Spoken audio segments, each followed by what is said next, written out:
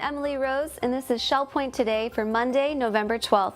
Well, what better way to kick off the week than right here at SPTV? And for your enjoyment today, we're taking a look at what it takes to become a Supreme Court justice.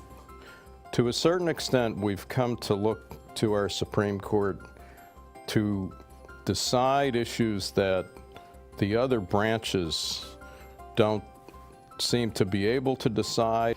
Jeff Corey is here to talk about income tax. We've heard a lot about tax law changes this year.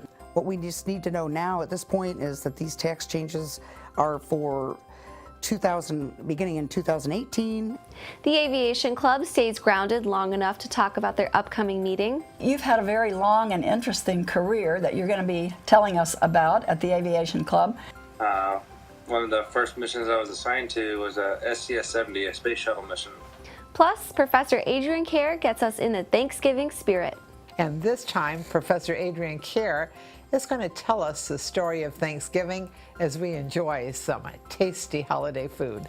But first, we're closing the doors for our look back on this day in history. And it was November 12, 1954, when Ellis Island ceased operations as a federal immigration center.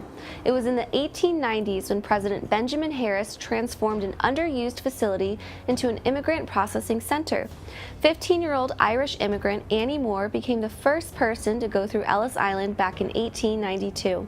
In the ensuing years, over 12 million people made their way through New York Harbor in order to seek a better life in America. It's believed that 40% of all Americans can trace their roots back to Ellis Island.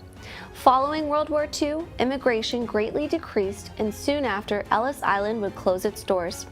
It would remain dormant until 1990, when the structure was transformed and turned into the Ellis Island Immigration Museum, which hosts almost 2 million visitors each year. On a different note, we wanted to remind everyone that this morning is the motivational speaking session from Marine Corps Infantry Officer Eric McElveny. On his final of 3 deployments in Afghanistan, Eric stepped on an IED and lost one of his legs in the aftermath.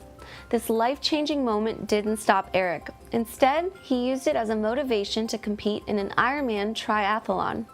Now, Eric tours the country sharing his story and inspiring others. And today at 10 a.m. in the Village Church, you can come and listen to Eric as he reminds everyone that even while facing seemingly unsurmountable obstacles, the race isn't over until you say it is. We hope everyone who attends has an amazing time listening to Eric's inspiring message. Now, have you ever wondered what it takes to become a Supreme Court justice? How do you become one? And can you predict a nominated judge's future actions on the bench?